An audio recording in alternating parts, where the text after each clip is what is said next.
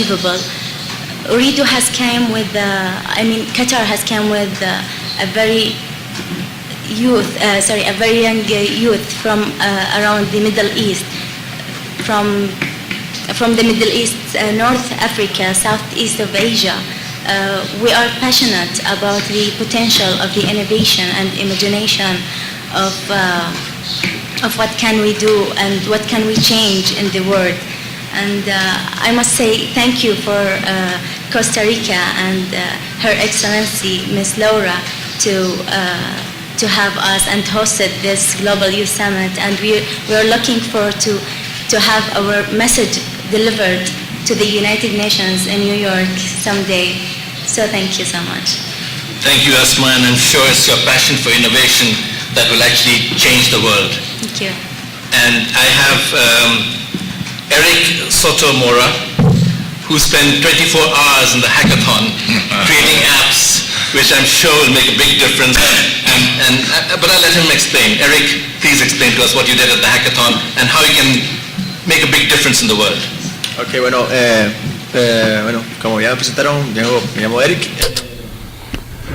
I participated, which consists of develop an application, a tool, a technological tool, under three principal models or themes: health, education, and environment. The idea, it was like 24 hours we had this application that, and I would try to solve some kind of need in those areas. And well, it's surrounded with all those young people looking for ideas and innovating, trying to see how we can use technology and the knowledge that they have. It was a very enriched experience. We have also mentors and other ideas to improve your application, and it was very enriching. And in many ways, to be surrounded by people like that, really, give you good influence in the way of your people. Do you think it gives you motivation? It keeps you trying to move ahead, and all these little ideas are coming up to look for solutions. Sometimes it can become something really. Something great, something that is going to really give something great to humanity, to help people, the world, to improve and to be a better world. And let me now turn to Natalia Rodriguez Alvarez, who's been sponsored by Intel, and she has a nice story to tell as well. Bueno, yo vengo representando. I represent Intel. However, I was in the past. I've been in science fairs, so I was the delegate of Costa Rica and the World Science and Technology Fair in ISEF in Atlanta in 2008, and now I'm really pleased to be here representing the youth, representing a company like Intel, and definitely is committed with the social responsibility, and I really can say that my expectations about this event were completely extensive. Simply to arrive here and meet so many different people, all the contacts that you make, to see all these people committed with the cause of simply create a better world. So for some people it may be a utopic, but really when you see all these people showing their ideas, it's telling their points of view, which are not the same in Latin America and Asia and Africa. It's really enriching. As a youth, as a young person, and as a future person who is going to be in charge of all the decisions that were to be made in tomorrow, something that really there was something clear to me is this summit is. That there's something we can do something. Sometimes we are united by in this world that we have problems in society. It's very hard to correct, but we have this obligation, this commitment. That so now we are working with more problems, but really we start from here, from our community, to start here, to start in our homes, or our communities, in our country, so we can also reach those goals that we were talking about here. So I think that is something that we really need to work in this and really learn this here. It has been a meeting of minds of youth from around the world, and to see how ICTs can actually become a catalyst for change. And I'll just turn to the UN Secretary General's Special Envoy, Mr. Ahmed Al-Andawi. He's in a bit of a hurry. He has to go to conclude the sessions. So please, would you say something? Sure. Thank you very much, and it's a great pleasure to be here. Thank you for your interest in the summit and for providing excellent coverage to this summit. And allow me to start by giving sincere congratulations to the government of Costa Rica and the people of this beautiful country. First, for qualifying to the World Cup, and the second, for signing yesterday, the President Sheila, for signing a very important decree about establishing or opening a new carbon market. It's a major milestone toward achieving the goal that is set by Costa Rica in 2021 to become a carbon neutral country. This is a major achievement to the country, so congratulations, and also thank for the warm hospitality you have given us to have a very fruitful discussion and important forum. Of course, with the leadership of the President and Dr. Hamdoun Touré, ITU Secretary General, we were able to bring this many actors and many committed companies in the industry of IT to this meeting to debate and meet with young people. In spite of the fact that there are many sponsors and partners in this event, but as one of the young participants said, we felt a full ownership of this event. It has been youth-led during all the processes, online and offline.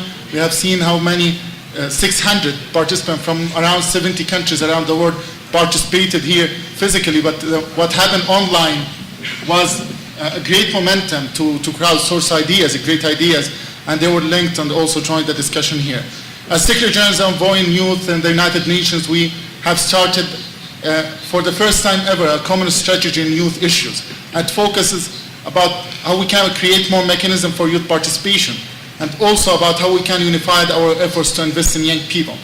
My presence here is very important for us, all of us at the United Nations, to make sure that as envoy, I will be facilitator for communications two ways. One way from the United Nations to young people, but also from young people to the United Nations. I look so much forward for the closing session to hear the outcome document of these great ideas and the debate between young people, and to carry this to all the processes that we'll be discussing in the United Nations. And the first opportunity will be an open meeting for our interagency network in youth development with youth organization. I'm very impressed by the quality of discussion, and also I look forward to the outcome documents. I believe that this will mark a major milestone in our youth work, especially shedding light about how important using ICT as enabler to achieve the world we want. Post-2015 development agenda will not be achievable without realizing how the world is constantly changing, and using ICT as an enabler to realize that world, the world we want. I give my full support for the recommendations that I have seen so far, and I look eagerly to see the outcome document, and I'm committed as a representative to the United Nations Secretary General here to carry the outcome document, and also to work closely with the Secretary General of IT, Dr. Hamdoun Touré, and with member states presented here also by the leadership of Costa Rica, to make sure that we continue this discussion in the General Assembly. But as I have said before, it's not only that they will give us this mandate and they will leave. I think this is a joint mandate for us and for young people, and we look forward to continue this partnership for the implementation of these great ideas that came through the forum. Thank you very much, and I excuse myself just to join the other session. Thank you very much, and wish you all the best. Thank you very much. May I then turn to Minister Alejandro Cruz. You have been a great host, and please tell us how you can help us move this further. Muchas gracias. Thank you. I'll do it in Spanish.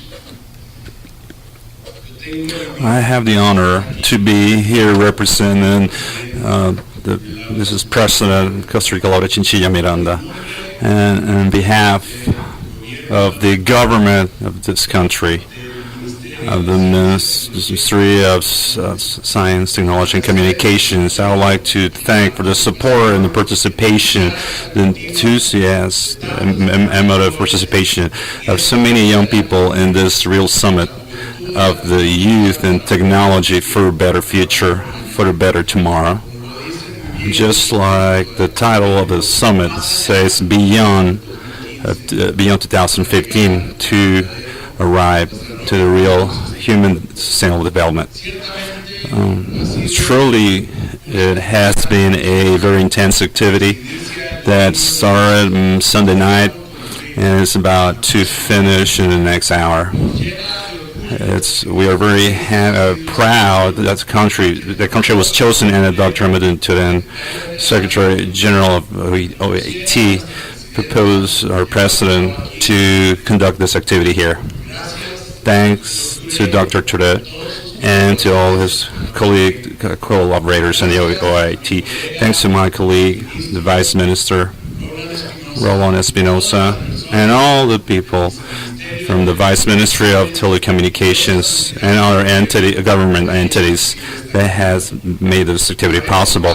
To have 333 participants from 33 state members of the OIT, along with other representatives or entities from the United Nations, from the academic sector and universities, and from the sponsor companies, 40 that have been very involved in this activity, especially Urdu, Plado, and Intel, whom we have 3 young people here representing them. Thank you very much. Effectively, to have 68 members state in total of all the people who have participated is for Costa Rica is a true honor and a commitment. The Chinchilla Miranda administration has determined to do of our country the country by excellence that naturally Costa Rica is going to bring the support to talent, human talent, especially young talent, to bring this impulse to productivity, and also to bring the empowerment of the tools, digital and telecommunication, for the inclusion of sustainable human development. We have been able to be witnesses in these 3 days of how young people are worried for a better tomorrow. How they are seeing the future in a constructive and optimistic way, and effectively towards the well-being of future generations. Technology will play a fundamental role in education and health, and also in the well-being of communities.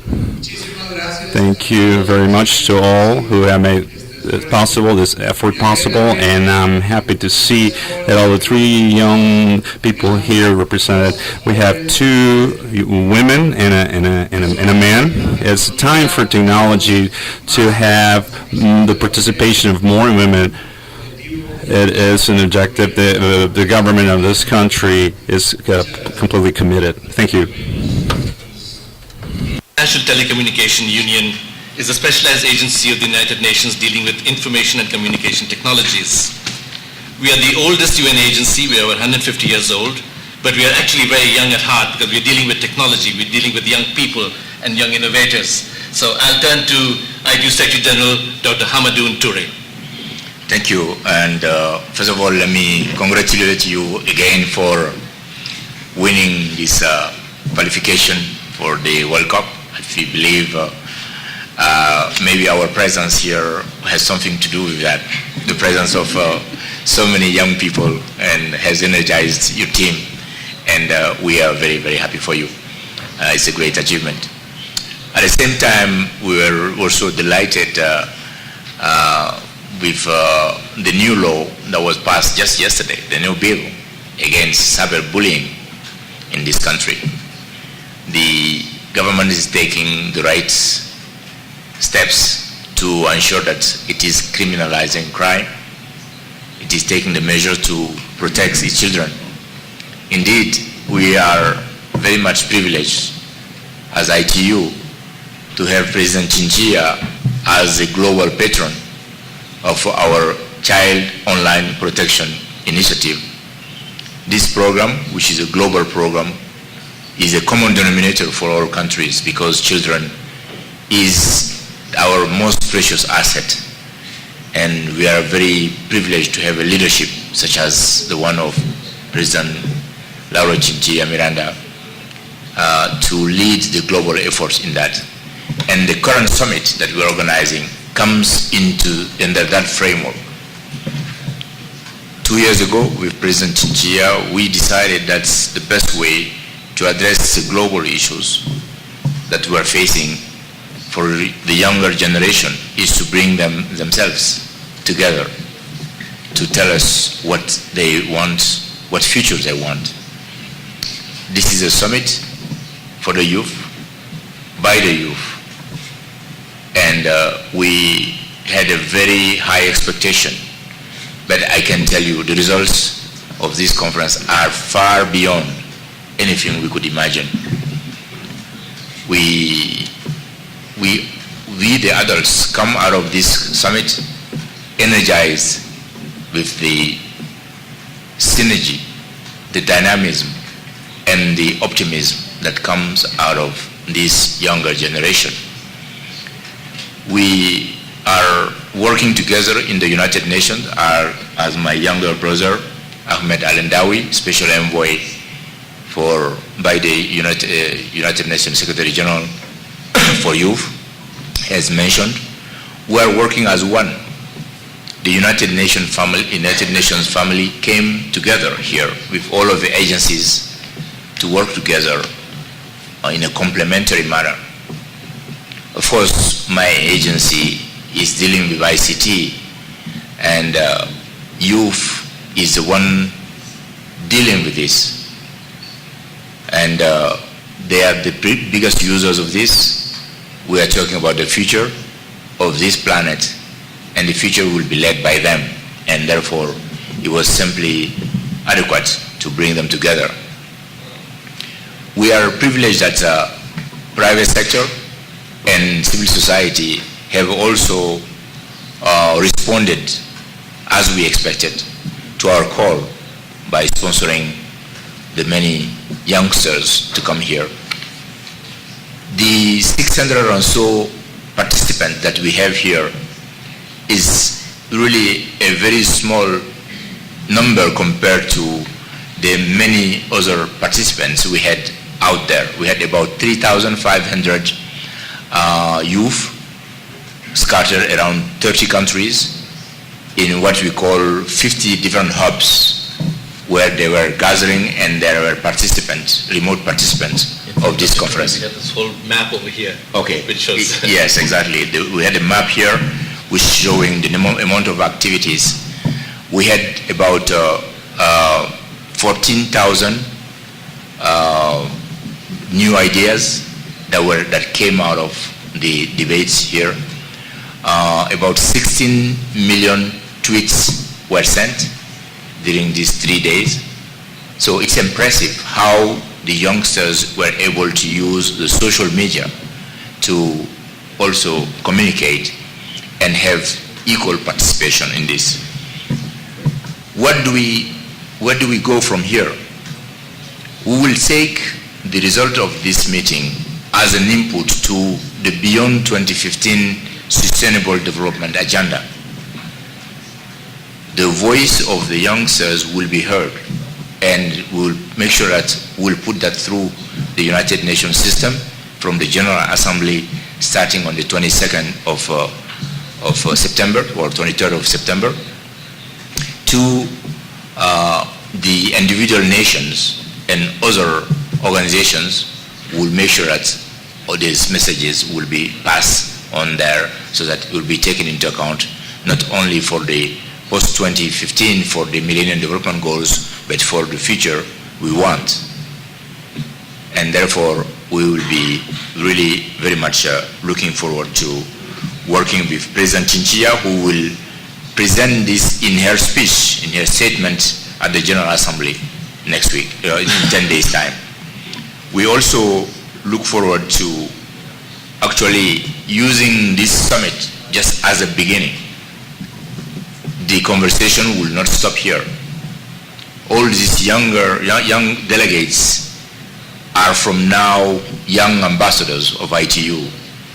I will declare them our younger ambassadors today, and hope that they will take the message out there in their communities, in their schools, in their homes, and in their companies, that for those who are working, to make sure that they continue to feed us back in with the messages that are important for the future generation. As someone from the elder generation myself, I can tell you I've learned a lot. This has been one of the most productive conferences for me. It gives me the opportunity again to also thank the government and the people of Costa Rica for the very kind hospitality, the very nice facilities that were made at our disposal, from the conferences places to the stadium, to the Olympic Committee. The ambassador of Costa Rica in Geneva has been a tremendous, of tremendous help, and the deputy ambassador, who was here, who is a Olympic champion. We are very proud of her. We had a very special relationship with the Ministry of Science and Technology. I would like to again thank my friend Alejandro for the very strong support. Your deputy did not have any night sleep. I think he deserves one day off at least. After this summit, he was more than that. And all the team has worked very hard with us.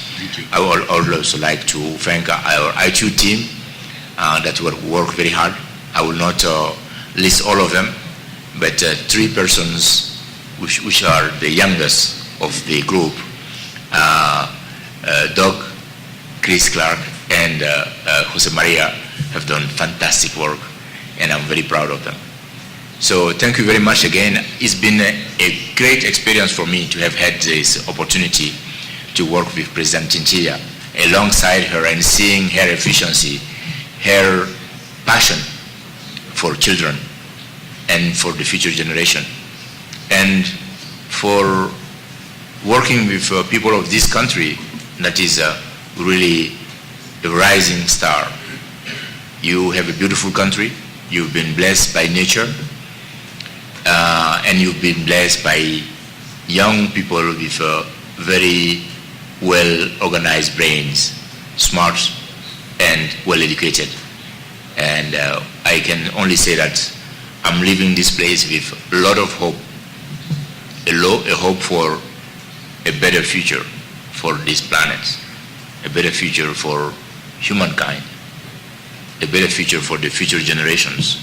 Because the leadership that I've seen, the future leaders of this world that I've seen here in this room, give me that confidence. When the time comes for them to lead our planet, they will do the right job. So, and there will be time for them, and time has come up, and we should give them room very soon to move on. Thank you very much. Thank you, Dr. Toure. Ladies and gentlemen, we have a press release that's on your tables, both in English and Spanish. And now I'll open the floor to questions. Please identify yourself and your agency. Thank you.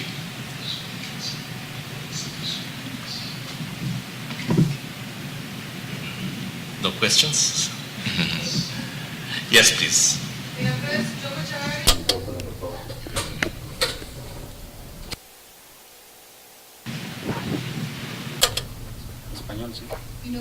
My name is Joko Chavari from Radio Monumental, and my question is, which were those results or those expectations that young people had, what you achieved in this, what is going to be on the report for the UN in the next weeks with Doña Laura Chinchilla and her presence. Thank you. I think every single part of their declaration will be important to bring in. They have made a very strong assessment of the key challenges that the world is facing today, and have very clearly stated the priorities that they are setting for themselves and for the world. They would like the political leaders to put in place national policies that will help promote the youth, and that will enable the voices of the youth to be heard continuously. They have made some clear statements about the need for more education. Capacity building has been a very strong part of their statement. They've focused on three main elements: education, health, and environment. Those three priorities have been put in place there. They have also made a very strong statement about making sure that ICT is a separate priority identified in the future we want beyond 2015. So, we will make sure that the message that has been passed would be presented as a whole. It will be very unfair from us if we have to choose any of those messages, because they are all relevant and they came from different parts of the world, and therefore our job will be to make sure that the whole message is passed.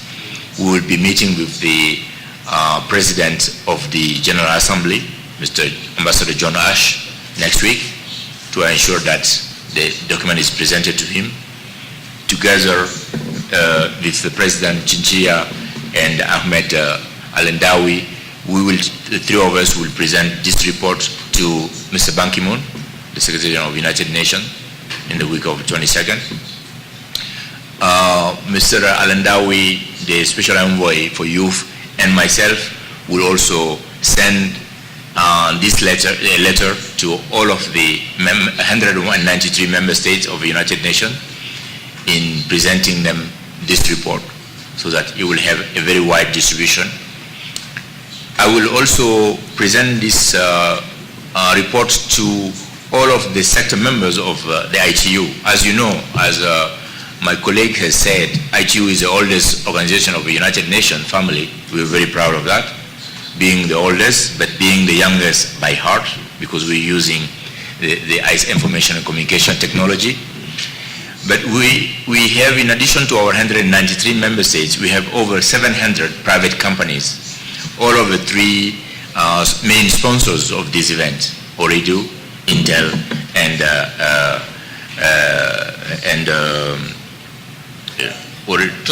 Claro, are all three.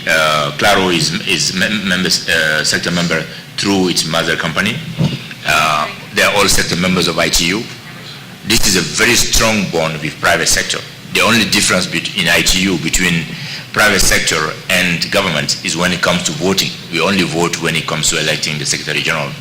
On all our key issues, when it comes to creating a standard, managing spectrum, making rules for satellites, orbital locations, all of those are decided jointly with private sector without any difference with member states. And therefore, I intend to also engage with private sector and challenging them in working together to make sure that this message is very much implemented. Yes. Yes. Buenas tardes. Victor Arce from Prensa, Nicaragua. The question for Mr. Minister and Mr. Ture, in this region, what kind of work are you doing with Central American countries to break the career of the connectivity from Guatemala to Panama? Maybe as a ministry level, are you working in any project regional that could break that barrier that Central American people have? And for Dr. Ture, from the United Nations point of view, what projects are you elaborating for Central America so that we can break that connectivity barrier that we are very below the, for example, in Nicaragua where I live, no more than 13% of people have access to connectivity. So maybe you can tell us what have you been doing with this? First, thank you very much. And then this is a very good question, in fact. And just 2 weeks ago, we had our regional development conference, the preparatory meeting for the regional development conference in Uruguay, in Montevideo, just 2 weeks ago. That came out with some very strong recommendations on how the region wants to organize itself. But let me tell you what we're doing now, because that meeting said came out with results on what needs to be done from 2015. That will be presented at our next World Development Conference that will take place in April 2014. Now, currently we are working in 5 main areas. One, setting the right legal and regulatory framework in place. And second, and harmonizing it within the region. And that's very important. There is a very big project going on in terms of working with the regulatory authorities, and SUTEL here, the regulator here in Costa Rica, is a very active member of that. There have also a regional organization called Regulatel that is coordinating the efforts of all of the regulatory authorities. You have to have a regulation, not too heavy, but light touch regulation that's necessary to drive the industry. If the regulation is too heavy, too cumbersome, it will slow down the industry as well. But lack of regulation also will kill the industry. So we have to have the right balance. And in that, we have cross-fertilization from all the regions in the world through our global symposium of regulators. Second, a very important area where the region is working together is the technical readiness in many areas, exchange of best practices in the technical side. And the third is capacity building. We have some centers of excellences. I mean, you said you are from Nicaragua. You're from Nicaragua. Okay, I thought you said Honduras. Our area office is in Honduras, which is coordinating the efforts of the centers of excellences within the region to make sure that we have capacity building for policymakers, for technical people, and also there are some programs for even consumers that are put in place. We do have a number of other plans as come to interconnectivity. We also held last year, as you may know, a summit in Panama City called Connect the Americas that came out with a large number of programs and projects that could be done at the regional level. And our goal is to make sure that we have a public-private partnership in this. And we did that conference together with Inter-American Bank and other financing institutions to help identify financing for projects in there. I can tell you one thing. If you have a good project in this region, you will have funding for it, because this is profit-making industry, and we in the ITU are very strong advocate of private sector. Private sector is there to make profits, but they will give services, applications, and in the process they will create jobs as well. Therefore, the role of private sector is very important. So we work very, very, very closely together. For your information, I myself came straight from private sector to ITU, and when I was campaigning with the tickets that I'm from private sector, I must be good, and our members elected me and re-elected me second time. And you can also be assured that next year when I finish my job, I'll go back in again in private sector in working there, because I believe that there is a lot to do there. So we are creating the rights, legal and regulatory framework for private sector to evolve. We're also creating the capacity building necessary for it. Para el joven de Nicaragua.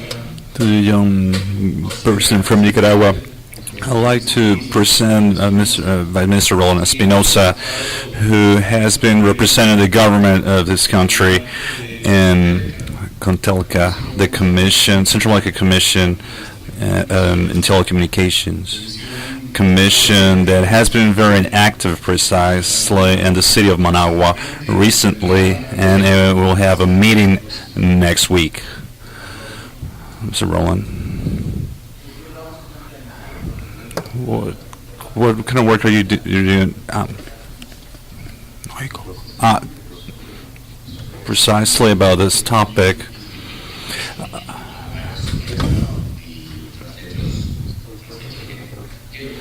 What kind of work are you doing at a regional level to break the barrier of connectivity with the rest of the governments in Central America? We have been strengthening and consolidating the mechanism of cooperation, technical and mutual assistance under a project of cooperation of Central American countries, thanks to the support of the OIT and with the regional house in Honduras. We have been collaborating and strengthening technical cooperation. For example, November last year, we had a seminar of applications and uses of satellite uses. More than 80 people came from 13 countries, Central America, and from Latin America. It was a workshop, very interesting workshop during that week, thanks to the OIT and all the specialized staff, and the topic of satellites, and also how to bring people, specialists from the academic and investigation fields. There are many topics in which we have been working. In September, we are organizing a new workshop, Central American shop with OIT, in mobile applications and promotion of health and healthy habits. Also, we have been working on non-ionizing radiations. We did a workshop in El Salvador. So there's a lot of projects at the level, also in public policies, to reduce that gap with ministers. We're trying not to reiterate or create or reinvent things, but to learn from that experience and the mistakes that all these countries have been doing. Also, but with the OIT, it's very fundamental to develop this in the area of telecommunications. Let me just add a few comments on this again. The problems of this region are not different from the global issues. As you know, we have made a great success in connecting people. Mobile phones is almost available everywhere today. We will have, by the end of this year, 7 billion mobile phones around the world, so as many subscriptions as people. Of course, it means that there are still some few people who are not connected, but that will come, because some of those 7 billion have more than one SIM card, and therefore there are still some people who are not connected. We have to work on that. So we have won the digital divide in terms of mobile telephony. Now our next challenge is to avoid a broadband divide. And this is why in 2010 I created the Broadband Commission for Digital Development. It is co-chaired by President of Rwanda and Mr. Carlos Slim from Mexico. And we have about 60 commissioners to raise the issue of broadband, which is our next greatest challenge. How do we make sure that everyone has access to very high-speed internet? That will be the key challenge. Today, globally, we have about 30% penetration, which is still very low.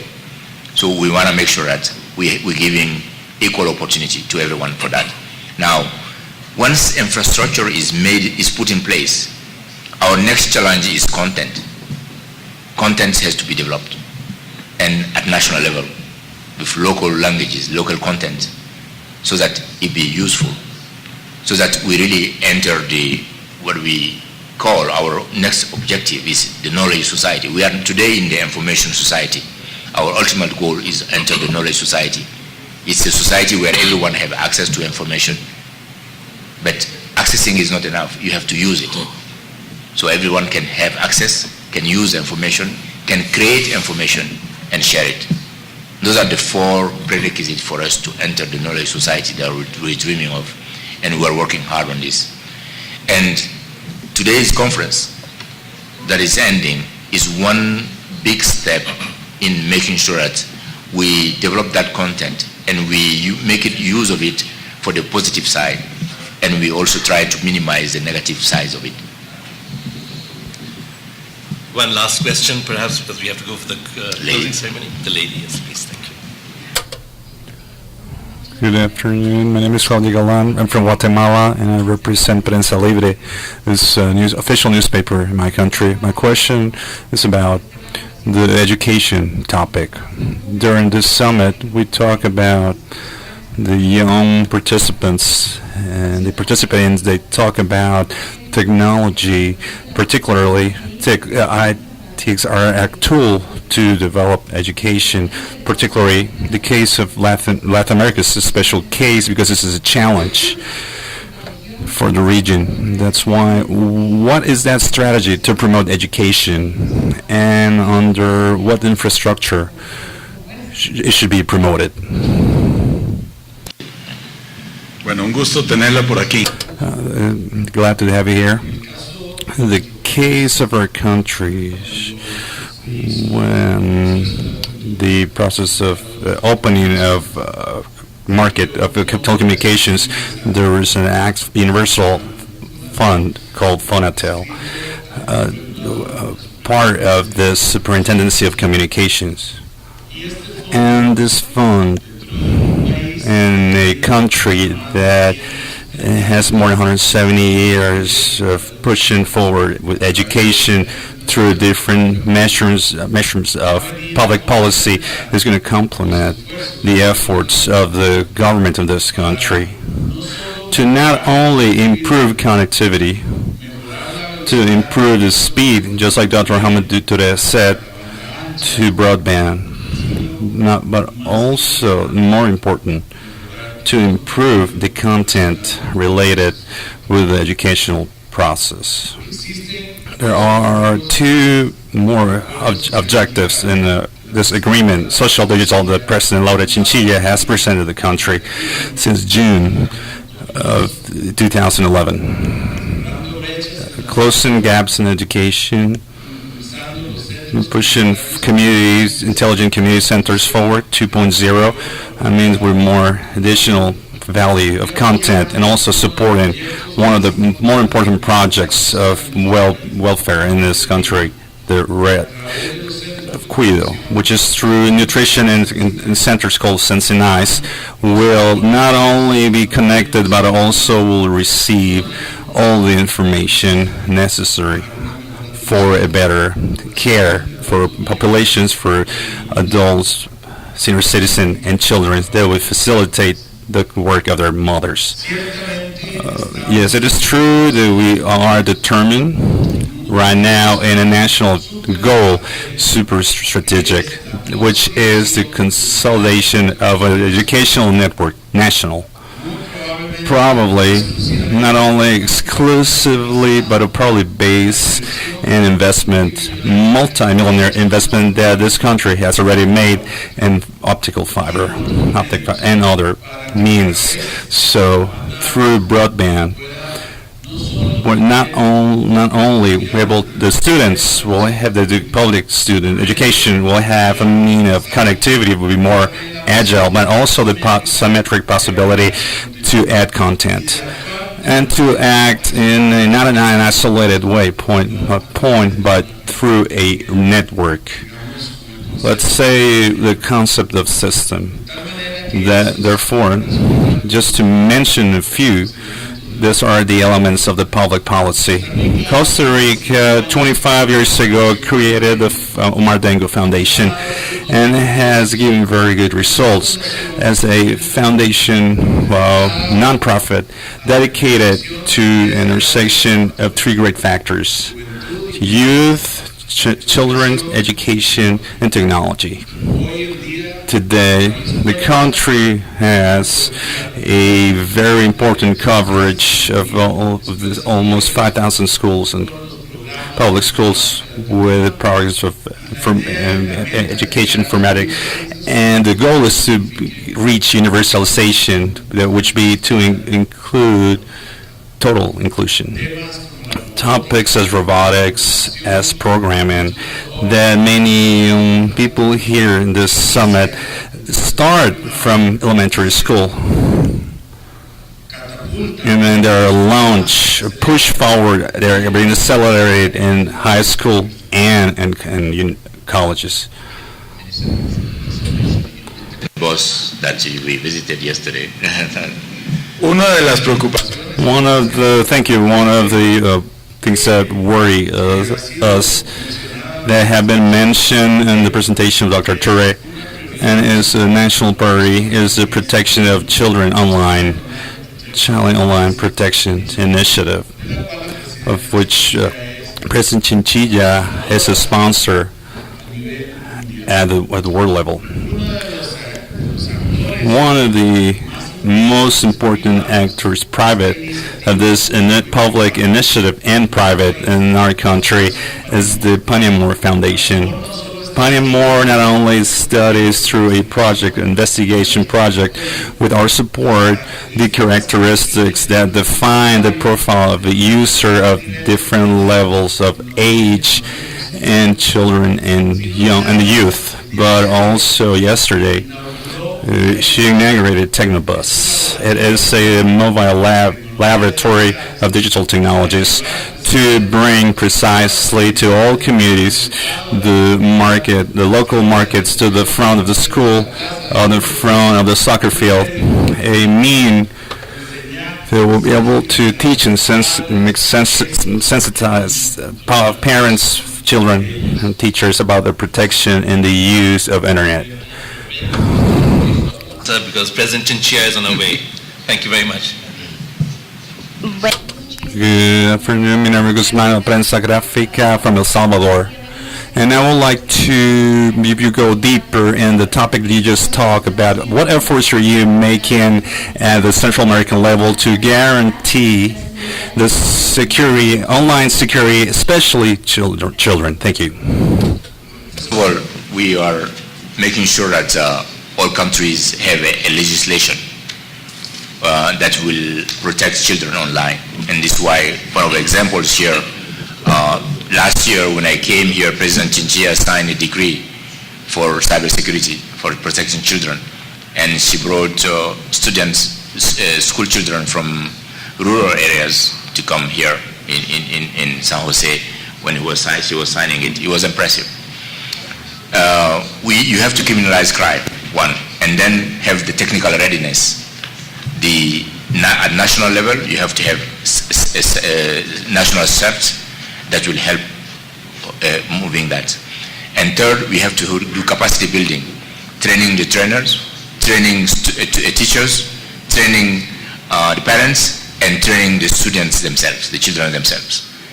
Those are the three elements. The fourth, of course, element is very important, which is the international collaboration, because criminal may be outside of your jurisdiction, and therefore you need to work together before the countries. And that's why where ITU comes in trying to make sure that we work together in a collaborative manner. So we are addressing this issue, making sure that we also address the ethical parts of it. That's what makes it very difficult. But because when you are looking for a criminal activity, you will come across information that is not of criminal nature. How do you keep the privacy of those people? Second, you need to make sure that you are talking the same language, because same crime may not be a crime in different countries, depending on their political orientation or religious orientation it may not be crimes. And therefore, you need to work together in addressing those issues. So at the international level, we need to talk so that we find at least some of the common denominators. When I was addressing the global cybersecurity agenda issues, I find it very difficult because of those ideological differences sometimes and ethical differences. That's why I came with the Child Online Protection Initiative, because at least this is one common denominator. Children are an emergency matter, are important for every country. A crime against a child is a crime everywhere. Child pornography is a crime everywhere, as opposed to pornography, simple pornography, may not be a crime everywhere, depending on the religious thing, if it's adults. And therefore, there are, for me, these are the low-hanging fruits that will enable us to work as we talk, to have something tangible that will help us find some good results. And guess what? If we find a good mechanism to collaborate to protect children in the cyberspace, the same mechanism can work for anything else. And therefore, at least we will have some tangible results rather than sitting in conference rooms and just talking and doing nothing. So these are the real concrete issues, and we have champions like President Chinchilla who is mentioning this in every major speech she is making out there at the global stage, and is helping us move the agenda. Thank you very much. Thank you, members of the press. Thank you, the panel, especially the very young youth who are here with us. Minister, Dr. Toure, thank you very much. Thank you. Thank you. Muchas gracias. Buenas tardes. Thank you very much. Good afternoon.